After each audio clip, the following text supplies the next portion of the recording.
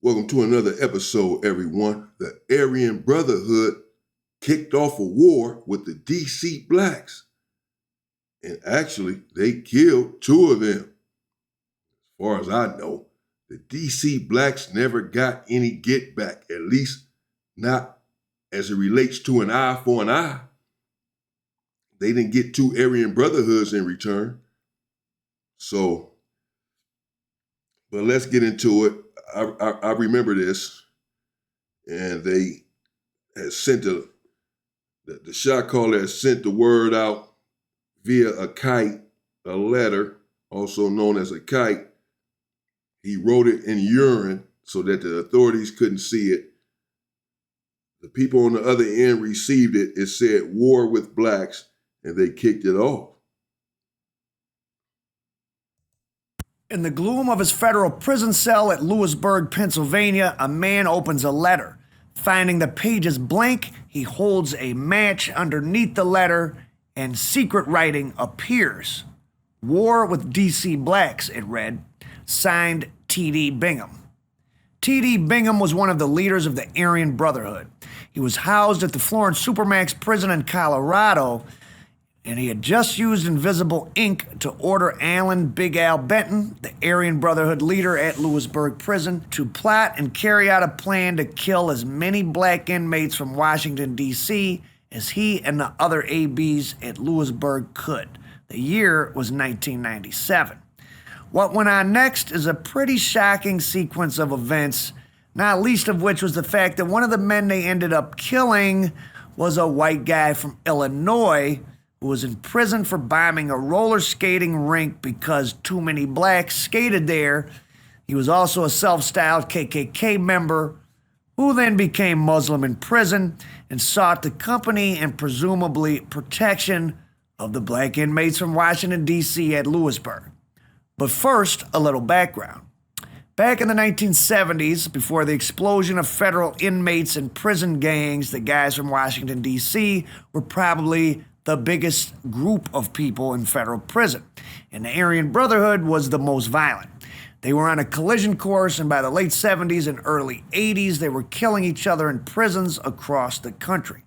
By 1997, it had become more of a Cold War, mostly because so many of the Aryan Brotherhood leaders, the ones who had been around for the start of the war, were deep in isolation cells. Perhaps also because the DC guys who were and are so deep because DC isn't in any state, so almost all of their inmates go into the federal system, and thus their ranks turn over constantly. Perhaps most of them at Lewisburg didn't even realize what was going on in the heads of the old Aryan Brotherhood sending orders. So, back to Big Al Benton. He now has this order and he has to act. The reason for the war? It actually began in USP Lewisburg in Pennsylvania, where Big Al was the most powerful among the white inmates. Among them were a group of white nationalists, aka white supremacists, formed around a guy named Richard Scutari, the former chief of security for a group of crazies known as the Order. The Order were actual white supremacists. They had killed a well-known Jewish radio personality, and they robbed a bunch of banks and I think an armored car. They got millions and millions of dollars, and they were going to use that to finance the creation of an all-white ethnic state in the Pacific Northwest. So Scutari got hit. Yeah, and they had a lot going on with this situation right here. Obviously, the story is a bit convoluted. It gets deep. But at the end of the day, they all ended up telling on each other. They all ended up getting the death penalty. You know, some of the members of the Aryan Brotherhood. But this is Al Prophet, American Dope. Shout out to him and his channel.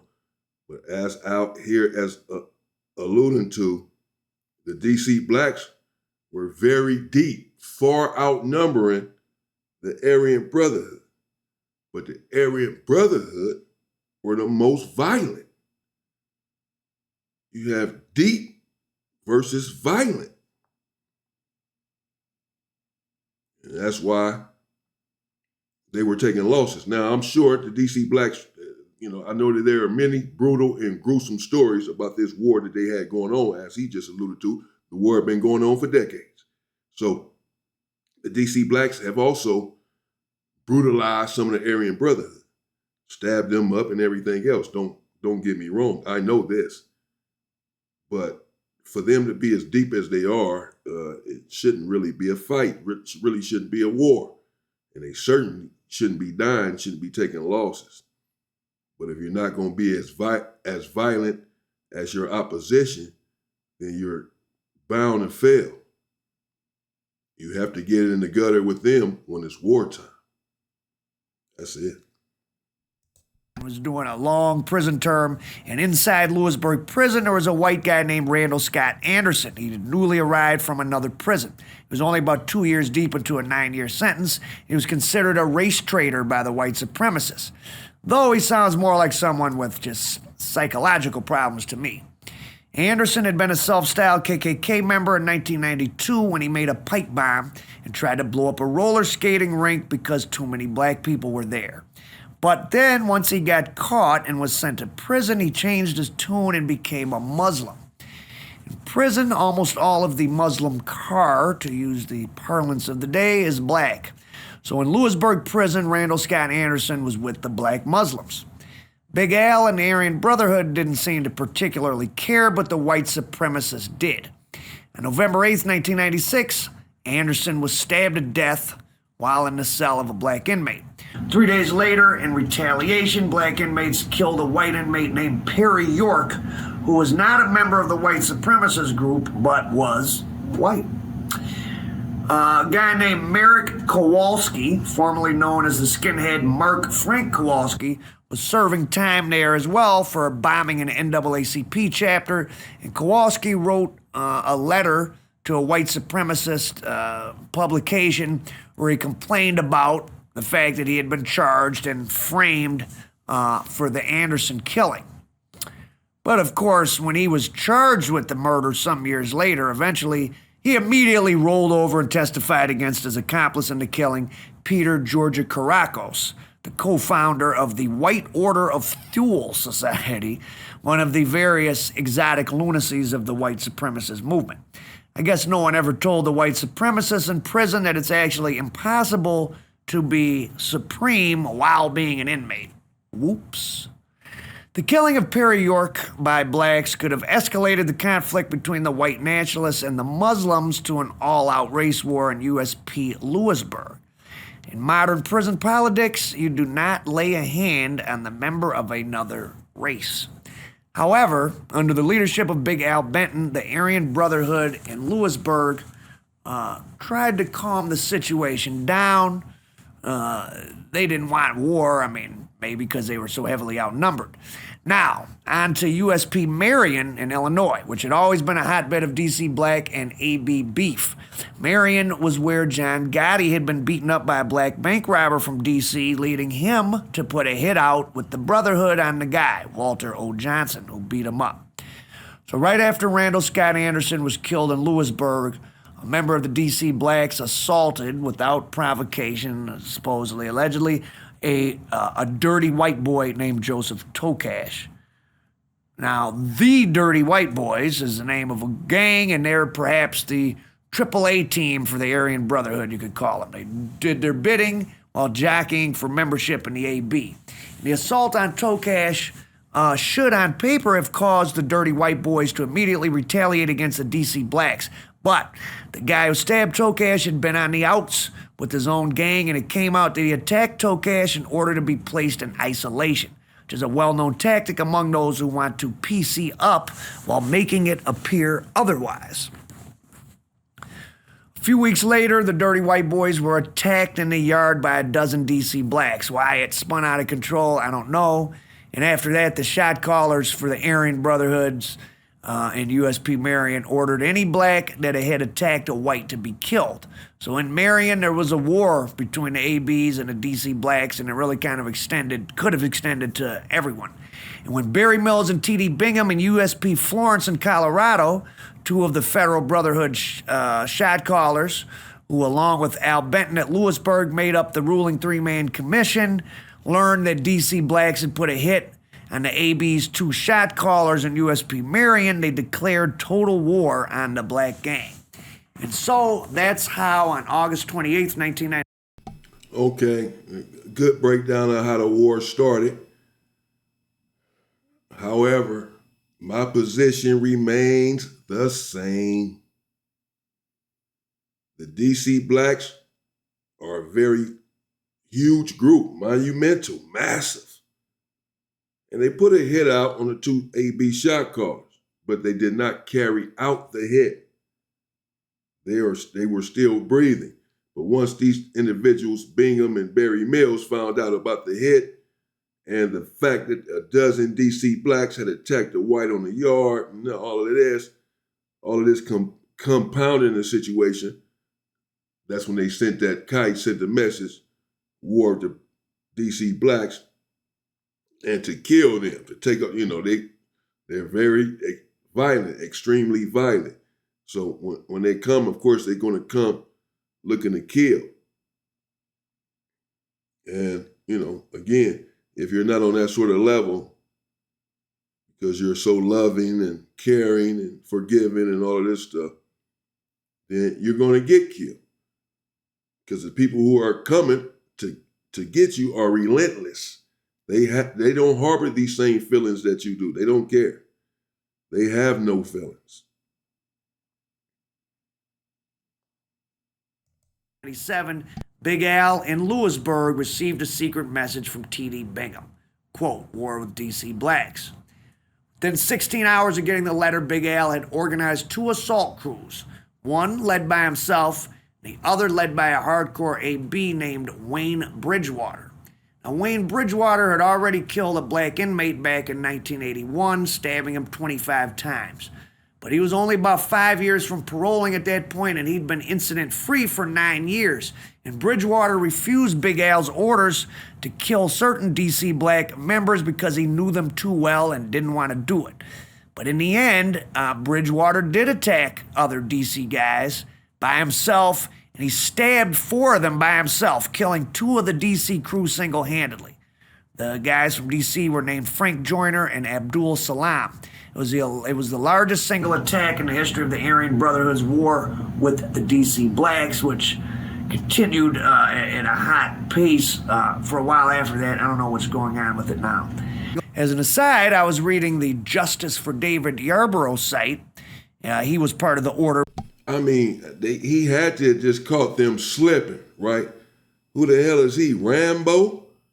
One individual stabbed 4 individuals and killed 2 of them. Damn.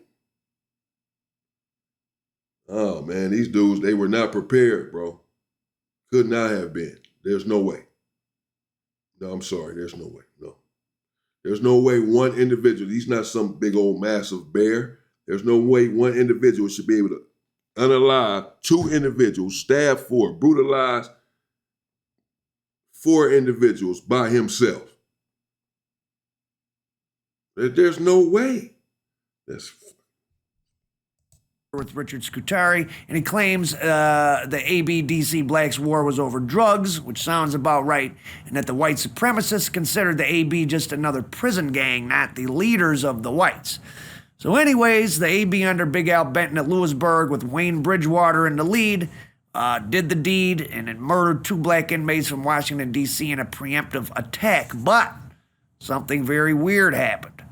Just 14 hours after the murders in USP Lewisburg, Alan Benton, one of the big 3 bosses of the Federal Aryan Brotherhood, turned on his gang of over 20 years and checked into protective custody.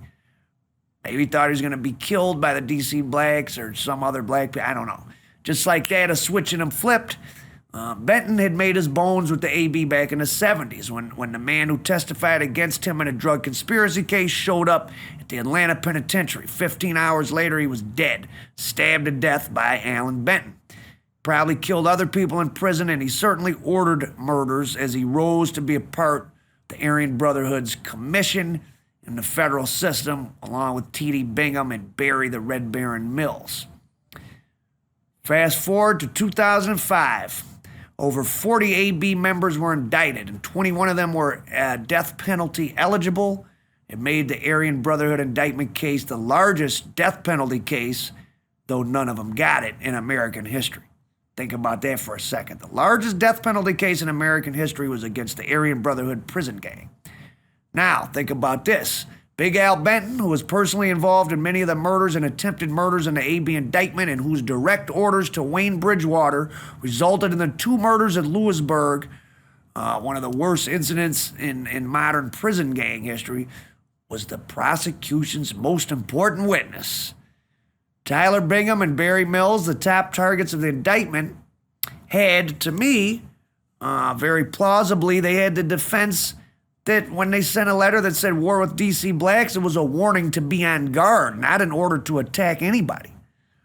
Did Al Benton make a mistake when he ordered Wayne Bridgewater and others to do what they did? Was the AB going to hit him for what he did? Because that's when you make a bad call, you get hit.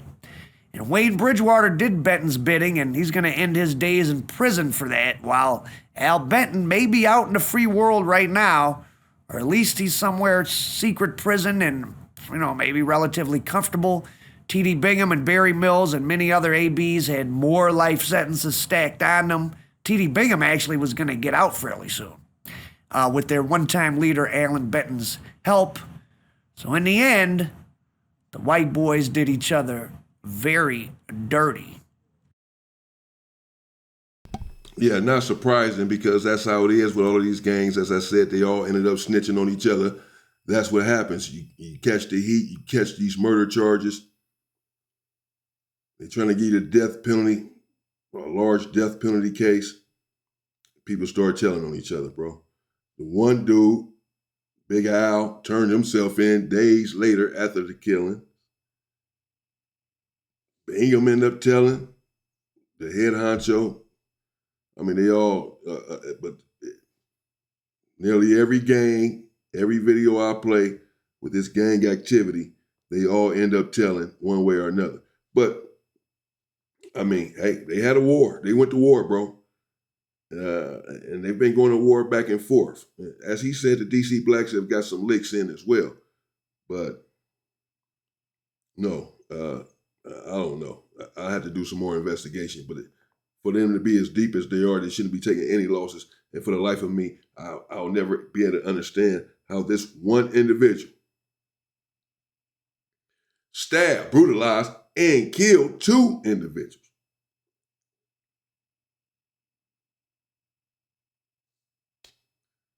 No, man, no way. That ain't happening. Crazy. Let me know what y'all think in the comments, man. Stay safe and stay free, people.